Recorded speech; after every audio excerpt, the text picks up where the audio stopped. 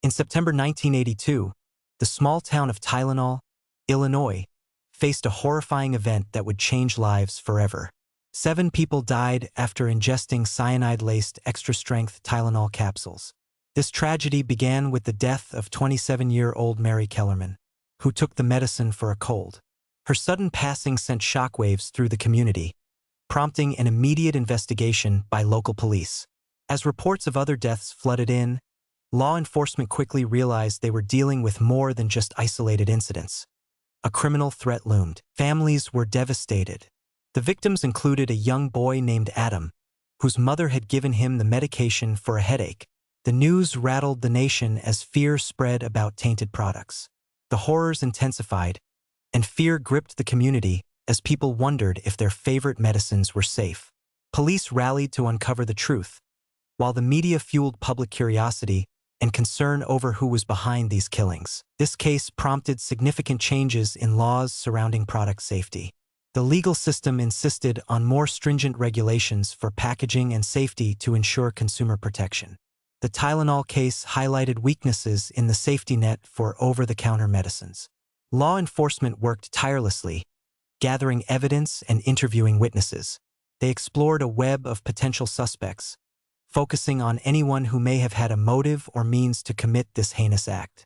As the investigation expanded nationwide, the story of the Tylenol murders became a chilling cautionary tale about trust and safety in familiar products. The investigation began rapidly after the tragic deaths caused by the tainted Tylenol. Local police were determined to find answers. They began by collecting evidence from each victim's home, looking for clues that could tie the deaths together.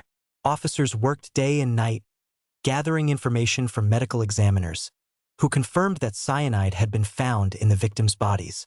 This shocking news added urgency to the investigation.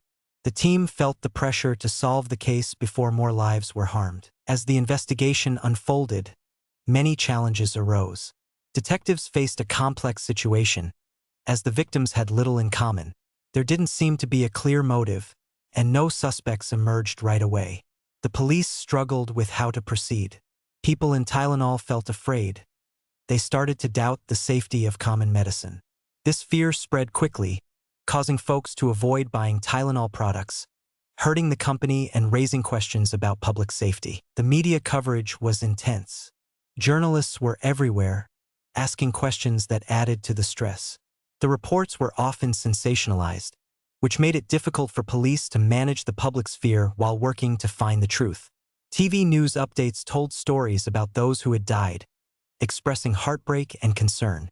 People tuned in each day, hoping for answers, and the public kill watch grew heavy.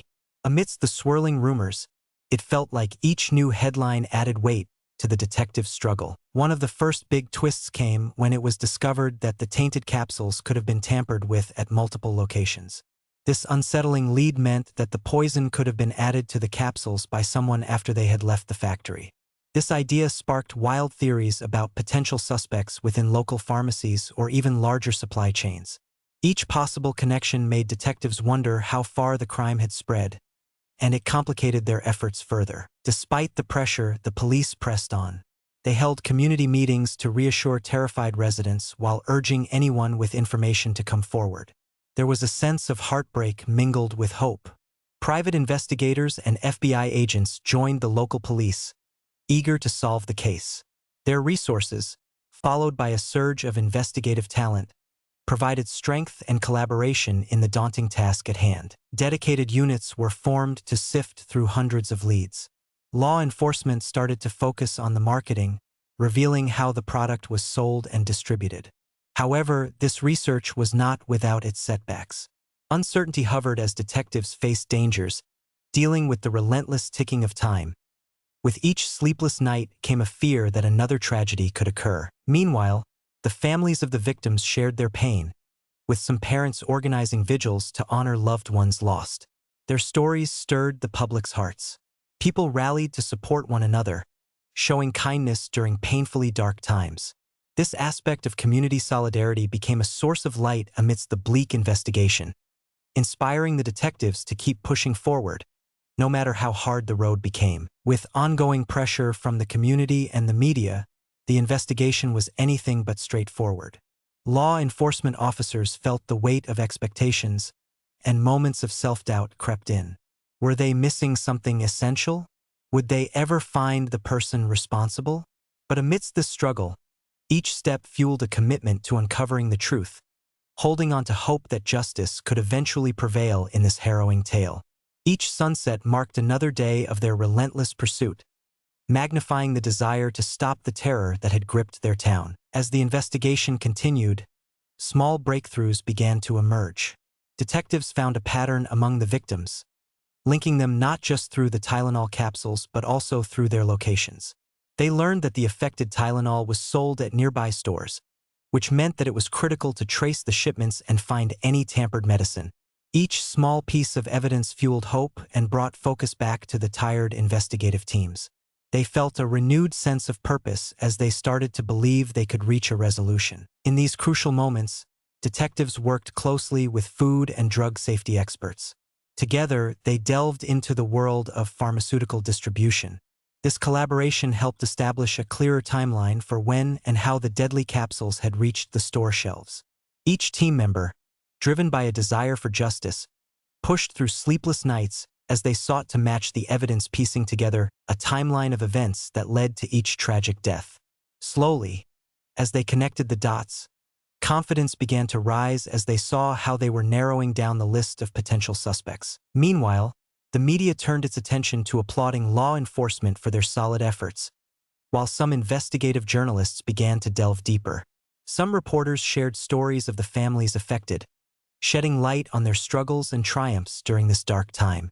Articles resonated with the public, highlighting the urgent need to keep fingers on a pulse with each development in the case. Authoritative voices lent support and added to the collective view that law enforcement was serious about finding justice for the victims. This supportive public sentiment began to rally around the investigation, offering a much-needed boost to police determination. Despite the positive support, the mounting pressure remained high. Law enforcement knew there would be serious consequences if they failed to secure solid evidence for prosecution. Each new lead came with the weight of expectation, and every lead had to be proof-ready. Detectives were careful to gather everything meticulously, from witness statements to reviewing security footage of stores where the tainted pills had been sold. They had to ensure everything was airtight. One loose end could derail the entire case. Their desire for justice fueled their commitment and focus, motivating them to cross each T and every I. As investigators put the pieces steadily together, some small but significant developments came into play. A few different customers reported seeing something odd on the shelves, an unsettling feeling they couldn't quite explain. These observations pushed detectives toward exploring questions about whether there had been specific individuals loitering near the medicine aisle. This detail prompted fresh leads that set off a new round of interviews, igniting hope once more. Some cases were being followed up by diligent reporters who wanted to contribute. They sought to educate the public about safe medicine practices and the importance of vigilance. Their coverage showcased how crucial it was for shoppers to be aware of the products they used daily. This raised public awareness, casting a brighter spotlight on the investigation's purpose and urging potential witnesses to come forward. However, it also posed risks. The media's eager approach sometimes veered toward sensationalism, which stirred local unrest and overshadowed the detectives' hard work. This challenging balance left some in the police force feeling overwhelmed, nervous that any misstep in public opinion could cloud their progress. Even through moments of uncertainty, law enforcement stayed focused and inspired by the groundswell of support that the healthy dialogue with the community had created. They persevered, bettering their teamwork, which only fueled confidence in the quest for justice. Connections were still being made every day, and with these small victories, each member trusted the process more. They knew they were inching closer toward unraveling the mystery behind the crime. In that crucial stage of rising action, there was both tension and buildup as law enforcement prepared for the reality of what lay ahead. Each step they progressed solidified the ultimate goal, the pursuit of justice for the lost lives. As the day of the trial began, the atmosphere in the courtroom was thick with tension. Family members of the victims filled the benches, holding on to hope that justice would be served. The accused, James Lewis, sat quietly at the defendant's table, a stark contrast to the emotional storm in the room. Law enforcement officials were present, their eyes focused on the proceedings as they recalled how hard they had worked to bring this case to trial. The prosecution opened the case with powerful statements. They spoke about the pain, suffering, and sheer tragedy the families had experienced. The prosecutor painted a vivid picture of the consequences of the tainted Tylenol, making sure the jurors understood the personal stories behind the numbers. This was more than just a trial. It was about the lives that had been stolen away too soon. Throughout the arguments, the prosecutor provided evidence of how the investigation was conducted, detailing the relentless pursuit of justice and the small pieces of evidence that had led to the arrest. But the defense was quick to respond. Their approach was strategic, attempting to create doubt in the minds of the jurors. They argued that there was no direct evidence tying James Lewis to the crime, emphasizing that, while the deaths were tragic, the prosecution had not clearly proven that he was responsible. The defense held on to the idea that any number of people could have accessed the suspect Tylenol, diluting responsibility away from Lewis and into the shadows of circumstance. Tension mounted during witness testimonials. One prominent moment came when a key eyewitness, an employee of a local pharmacy, took the stand. The hearing recount of that day when he had seen suspicious behavior by someone resembling James linger near the medicine shelves brought the courtroom silent. Many in the room squirmed as the witness described the unease he felt when noticing glassy eyes glancing toward the products uneasily. He bingled that uneasy feeling early in the investigation, which only strengthened the prosecution's case. However, during cross-examination, the defense exploited cracks in the employee's statements. They questioned the validity of his memory, pushing for details he couldn't recall. Was he absolutely sure about identifying the accused? Or could his mind have mistaken someone else for James? This was a hallmark defense tactic, turning a witness's confidence into uncertainty.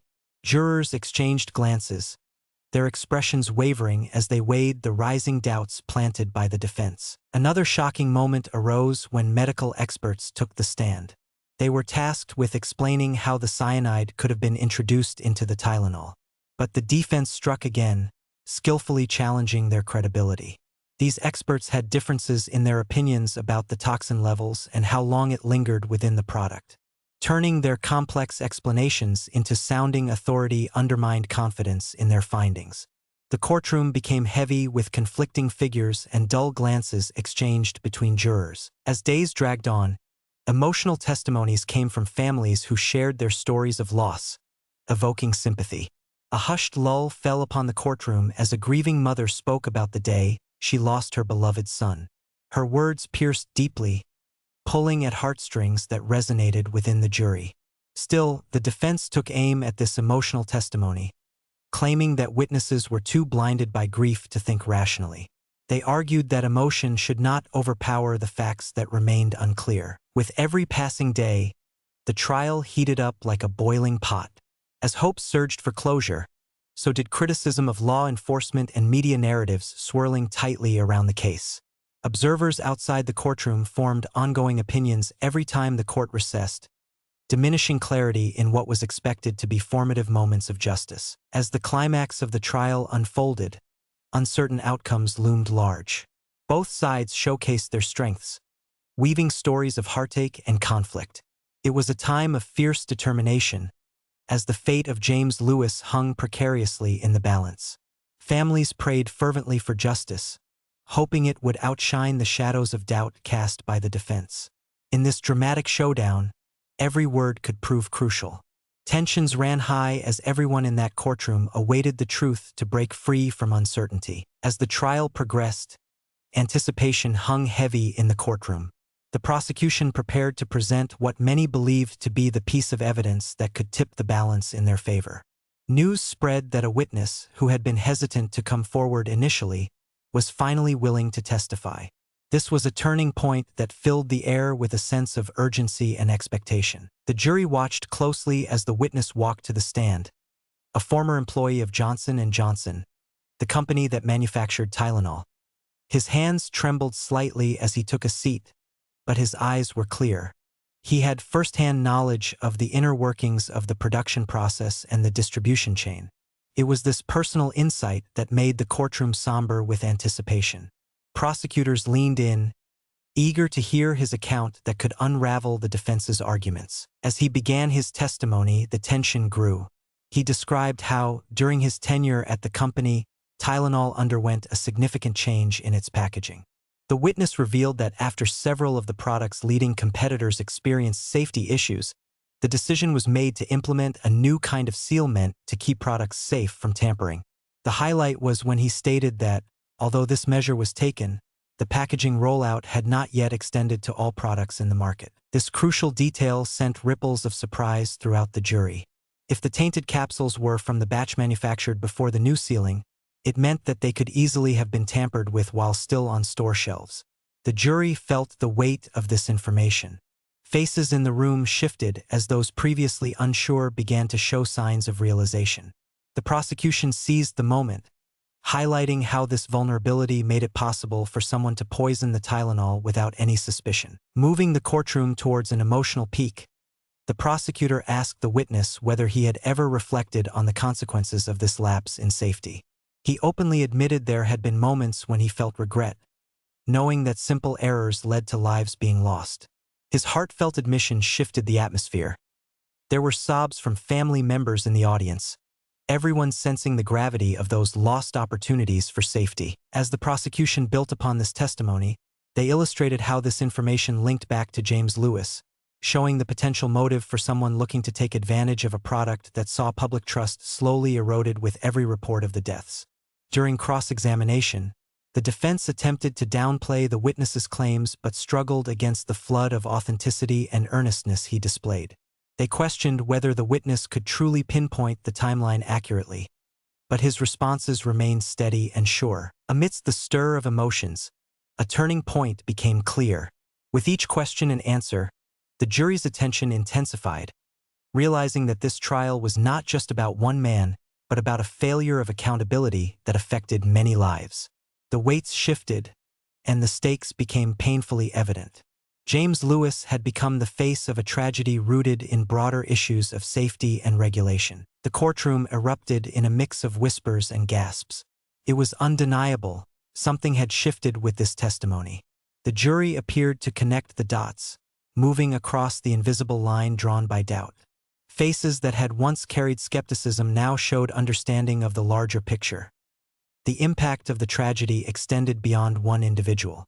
As the witness concluded, he glanced toward the grieving families, showing a shared sorrow that transcended the struggle for justice. In that moment, everything stopped.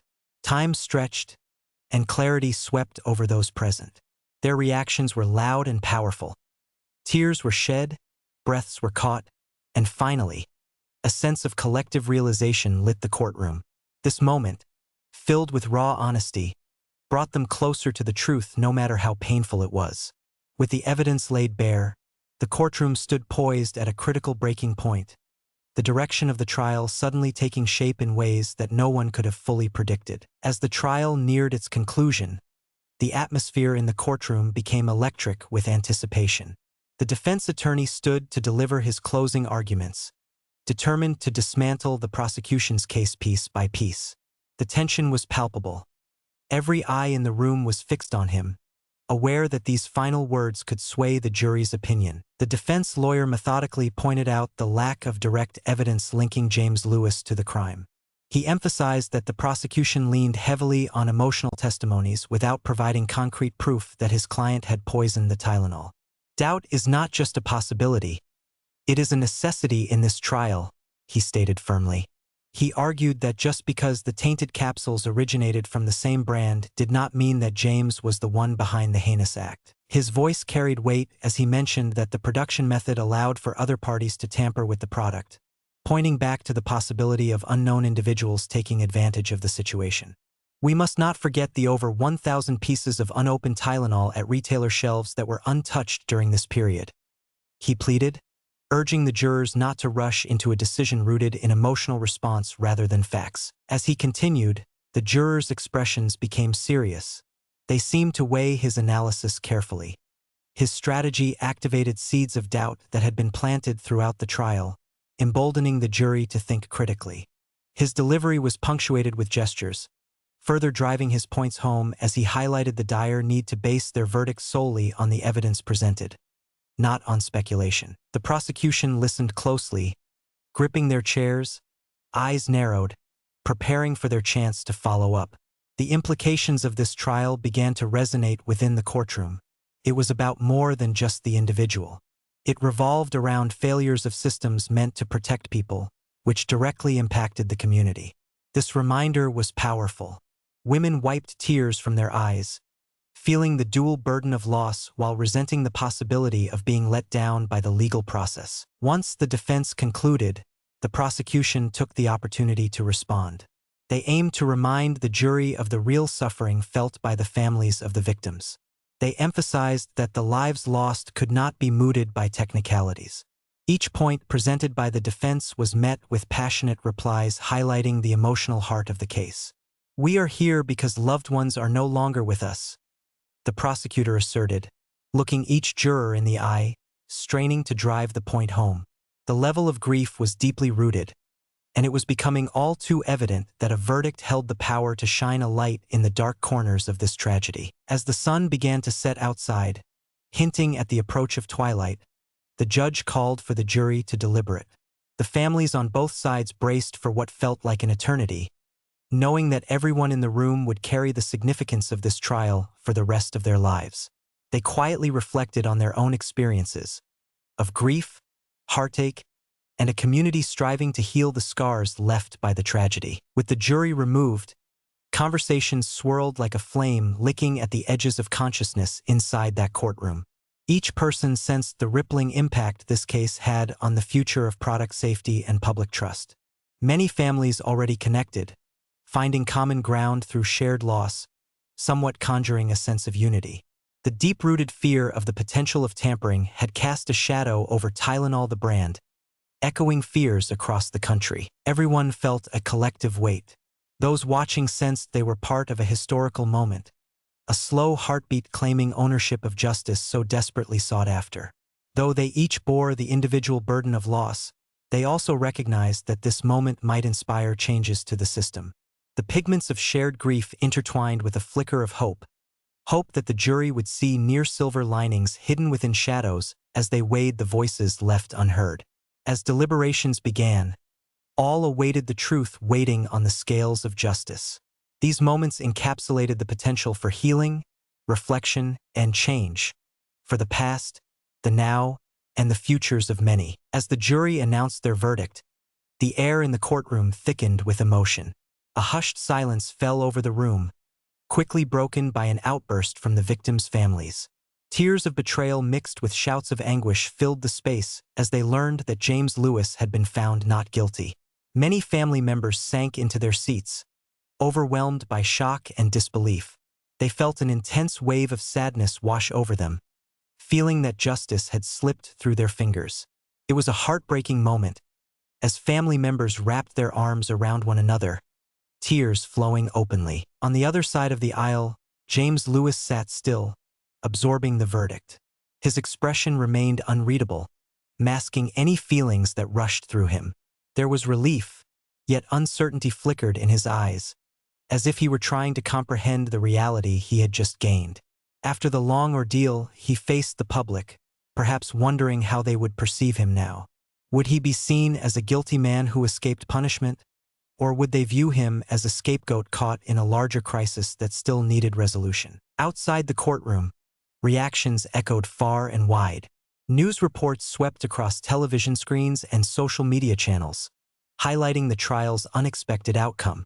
Many viewers expressed their disappointment, anger, and concern. Some called for stronger legislation, invoking the need for accountability that could prevent tragedies like this from haunting any community again. Hashtags began to trend, denoting outrage and calls for reform in consumer safety. For law enforcement, the verdict also pressed heavily. Officers who had dedicated countless hours to the case were filled with a sense of frustration. They had battled to bring clarity to an unfathomable massacre, and yet they felt the weight of defeat. In many discussions that followed in precincts across the country, artists and analysts of crime shifted to reassessing their methods, intent on avoiding missteps in future inquiries. A deep conversation from the aftermath readied them, stirring an awakening for reflection within law enforcement about how to prevent tampering scenarios from recapturing lives in sudden and unimaginable ways. Media outlets lit up with constant coverage of the trial. Reporters shifted focus from the courtroom to the community's reaction and the deeper implications of safety standards in the U.S. Many analyzed how the legal system processed and resolved this high-profile case. Documentaries were considered, bringing the world's attention to both the tragedy of the lost lives and the very systems that were supposed to protect citizens. Within this discourse came demands for change. Confident voices of families echoed in interviews, determined to ensure their loved ones' stories would not end without impact. The media's relentless pursuit of truth turned into a campaign for better government oversight. Emotional testimonies became a realm for advocacy, sparking something personal and deep within the heart of the community. Victims' families turned their grief into action, pushing for tighter regulations and controls over how medicine could be manufactured and sold. Public discourse about safety took on renewed significance, allowing individuals to connect through pain and loss, while inspiring movements reaching well beyond the small town of Tylenol. The discussion spread beyond borders, reverberating through societal lines, inviting citizens to demand safety for their families. Discussions of precautionary measures started emerging intertwined with consumer demand. They sought not merely justice, but lasting change that honored the legacy of the loved ones lost. As the dust settled, the ripples from this trial could be seen across various aspects of life and law in America. Whether or not the system changed immediately, the voices were clear. They demanded transformation rooted in sorrow yet strengthened by a desire to protect the innocent in order to mend an entire community's scarred past. While pain still lingered, individuals began gathering courage from one another, drawing nearer in united calls to prevent future tragedy. Each heart held tightly to the belief that these events, though piercing, could inspire change and protect others from suffering in the same unfathomable way. In the wake of the trial's verdict, life took on a new shape for everyone involved. James Lewis, now acquitted but still bearing the shadow of suspicion, faced what many would call a lonely road ahead. Though he was officially free, the community's perception weighed heavily on him. As news articles and television segments delved into the case, he found himself haunted by whispers and stares wherever he went. Friends he once knew distanced themselves, fearful of being associated with him after the allegations. Lewis lived in the uncomfortable space between being innocent and being viewed as guilty. His life had altered irreparably, casting him in a role he never asked to play. Meanwhile, for the victims' families, grief transformed into a complex array of emotions. Many expressed a renewed thirst for change, propelled by their anguish and disappointment. Those who had suffered loss held vigils to honor their loved ones, uniting the community in remembrance. Together, they shared stories, a tapestry formed from their shared pain, slowly stitching together the frayed edges of their lives. Families transformed their sorrow into a movement, reaching out to lawmakers and advocating for stronger protections against contaminated products. Community leaders joined their cause, mobilizing efforts by pushing for regulations meant to prevent such tragedies from happening again. In their homes, the families faced varied struggles. For some, daily routines became reminders of their losses. Simple activities turned painful. Going to the store became daunting, as picking up a familiar product stirred anguish and anger. Banners and pamphlets highlighted calls for awareness and safety regulations. Public speaking became a tool for those wanting to educate others about product safety and the potential consequences of neglect. Each family member embraced dialogue, knowing that sharing would lead to understanding. The legal ramifications of the case echoed in the law enforcement community, too. Officers who had worked tirelessly felt frustrated but were energized by families' resilience. They returned to their precincts, inspired to become advocates for better safety standards and public health communication. The case became a study point utilized in ongoing training and workshops. Many detectives knew that carrying this burden might also assist in future pursuits of justice. In local news, discussions about product safety flourished. Regular citizens began discussing the importance of reading labels, not just for Tylenol but for all medications. Awareness spread, influencing a patch of interconnected conversations around patient safety and accountability with pharmacists and doctors. Online forums progressed where people shared personal experiences and exchanged advice on protecting their families from harm. As for James Lewis, he grappled with emotional fallout long after the acquittal. In attempts to reclaim his life, he sought therapy, hoping to confront the fears festering deep within as he faced community ostracism. Through professional guidance, he began to share his perspective, exploring themes of guilt, innocence, and what it meant to endure suspicion. Becoming part of online support resources, he found purpose in sharing his story on fraud and the nuances of legal battles, hoping to shed light on the toll such experiences could demand. Though he never wished for this chapter in his life, he ultimately found new strength within himself. The importance of honesty, accountability, and the fight for truth seeped into his soul and resurfaced as part of a more profound understanding of what community means. Everyone experienced nuanced changes woven together through this tragedy, developing interconnected lives as lessons resonated through layers of anger, grief, and hope. Their stories trapped the wisdom found in love and resistance amidst heartache. It became clear that while not everyone reached for the same action, the pursuit of security within the pharmaceutical landscape would forever influence a society's heartbeat to effect change. Each participant eventually recognized their shared ability to guide transformations, prompted by struggle yet blossoming through the paths paved by compassion, resilience, and understanding. In the months following the trial, the profound effects of the case began to unfold, impacting not just the individuals involved but also the very fabric of consumer safety regulations nationwide. For the victims' families, the pain still lingered, but their commitment to honoring their loved ones grew only stronger. Empowered by the experience, they banded together to form a coalition advocating for safer products. Their workshops and public speaking engagements reached communities far beyond their own, sparking a movement that emphasized the necessity of consumer awareness and product safety. Changes were heard in state legislatures where lawmakers began to consider policies aimed at preventing future tragedies. New regulations mandated stricter oversight for pharmaceutical manufacturing processes, requiring companies like Johnson & Johnson to ensure the highest safety standards were maintained. Many communities rallied in support of these changes, demonstrating the command of united voices, once marked by suffering, now transformed into advocacy. Congress even held hearings specifically to address medication safety, a direct fallout from the case lighting a fire within those who felt betrayed. James Lewis, though bearing the heavy weight of suspicion, slowly began to reclaim his narrative.